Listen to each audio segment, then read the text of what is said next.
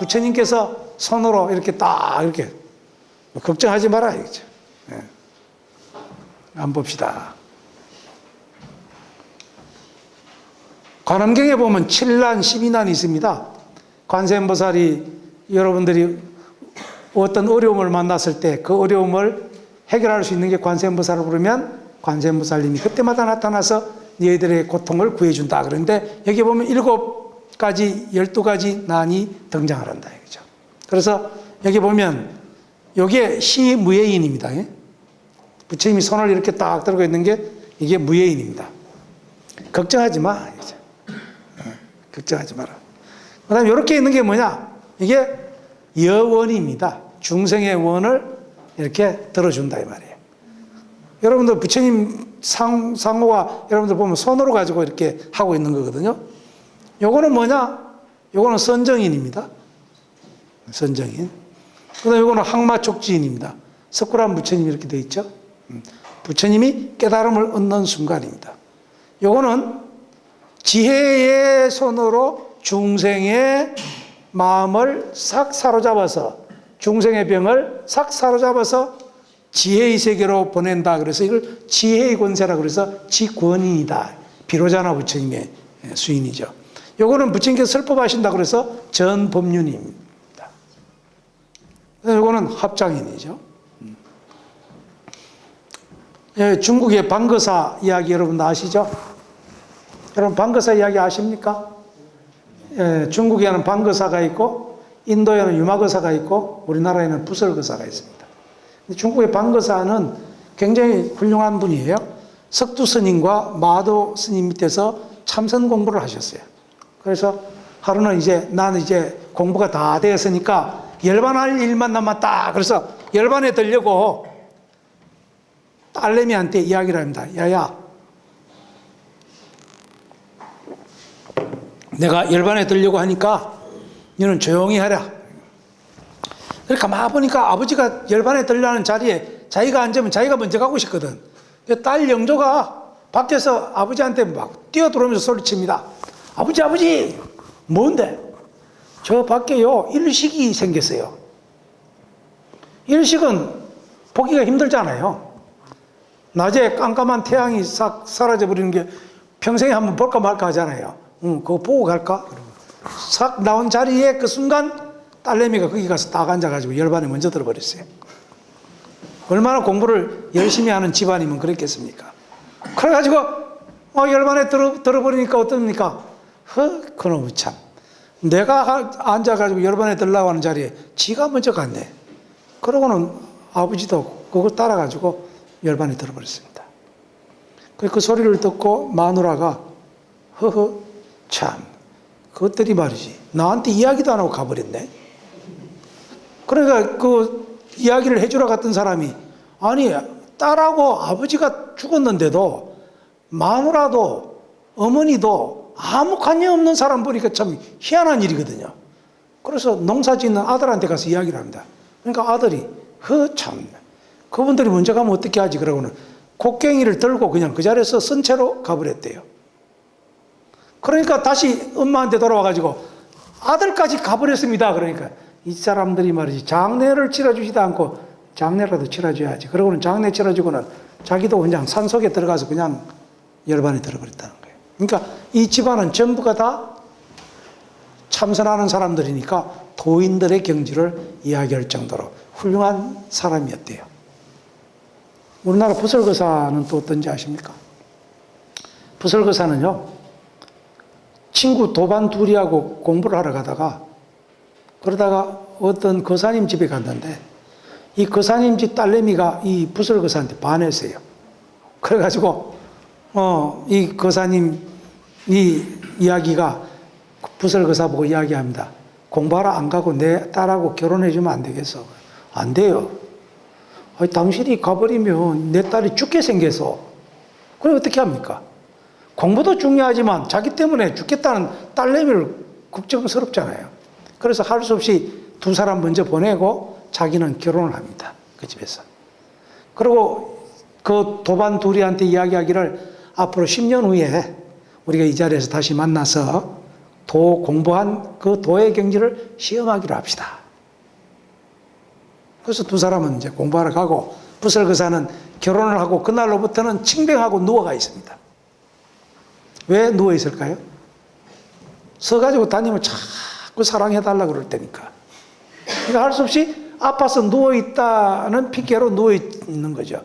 물론 그래도 그 중에 딸하고 아들하고 놓습니다. 그리고는 그 딸아들도 나중에 훌륭한 재밌는 역사의 이제 이야기가 있는데 그건 여러분들이 찾아보시고.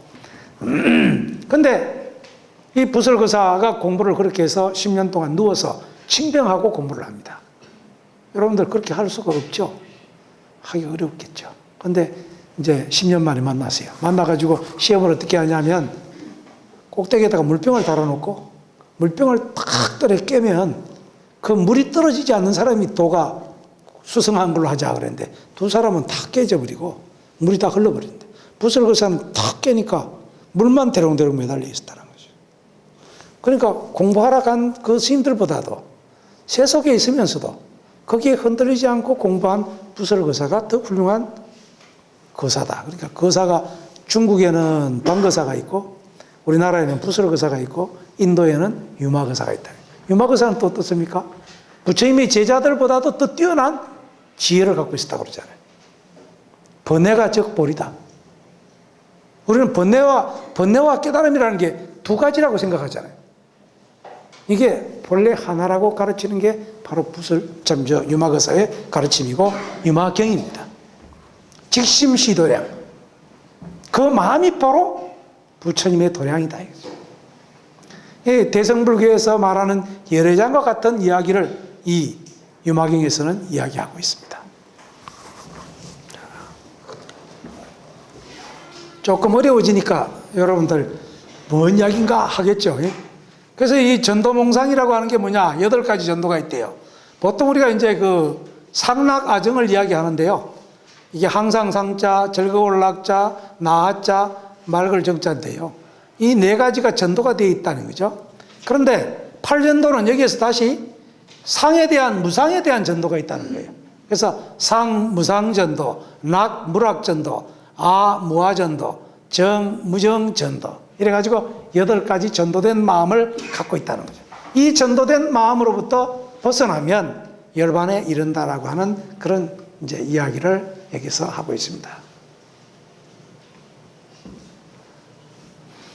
자, 그래서 원리전도 몽상하니까 부처님이 되는데 여기 삼세 제불도 다 반야바라밀다를 이지하는 연고로 안욕따라 삼약삼벌을 얻었대요.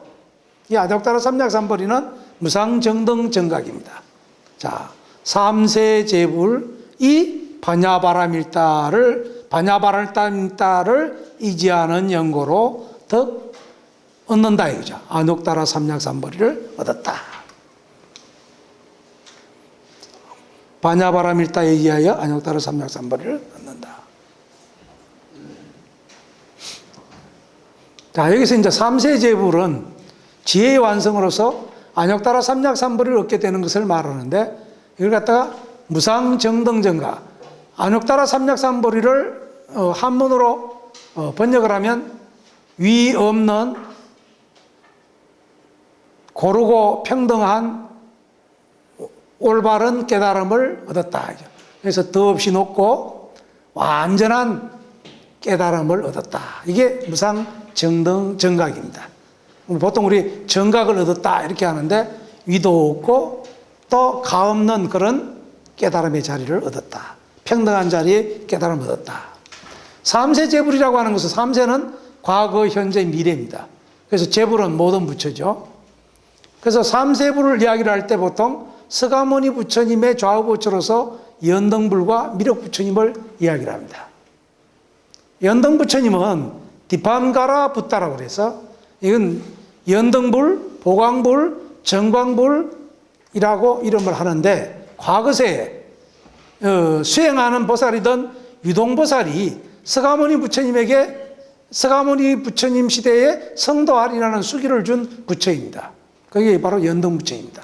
연등부처님이 오신다는 소리를 듣고 유동보살이 머리를 풀어가지고 진흙탕을 밟지 말고 지나가시라고 그렇게 부르대요.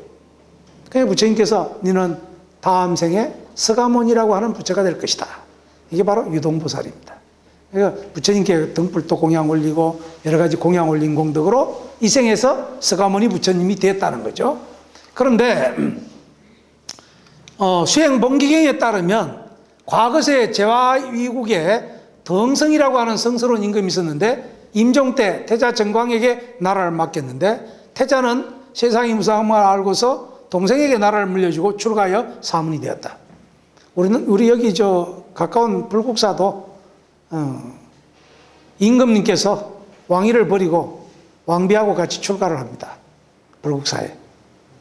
그 법운이라고 하는 이름을 갖고 출가해서 비구니가 되고 또 비구가 된 이야기가 있습니다. 이게 옛날 정광열의 이야기하고 같은 이야기죠. 열애의 수행 뒤에 성불화의 부처가 되었으니 그가 바로 연등 부처입니다. 연등 부처님을 산스크리트로는 디팡가라 부처님이라고 그러고 그것을 한문으로 음력해서 제화가라 부처님이라고 이야기를 합니다. 그다음 서가모니 부처님은 석가족의 성자라는 말입니다. 샤카문이라는 말. 샤카라는 말은 석가족이라는 이름이고 문이라는 말은 성자. 그 다음에 미래 부처님이라는 말은 마이트레아입니다. 이걸 갖다 자비로울 자자에 자시라는 이름을 붙여서 아일다라고도 하는데 인도의 바라네국 바라문 집에서 태어나서 서가모니 부처님이 열반하신 후 56억 7천만 년이 지나서 이 세상에 강림하시는 부처님이다. 이죠. 세 번 설법에서 모든 중생을 다 제도시킨다는 부처님. 그래서 이걸 과거, 현재, 미래 3세 부처님, 3세불 이렇게 모신다는 거죠. 이게 바로 이제 미륵 부처님의 모습이고, 이거 미륵 방가사유상인 보살의 모습입니다. 미륵 보살이죠. 이게 3세불입니다. 가운데는 서가모니 부처님이고, 여기에 시무예인과 여원인을 하고 있는 석가열애 부처님 입상입니다. 그리고 좌보처와 우보처, 제화가라보살과 미륵보살.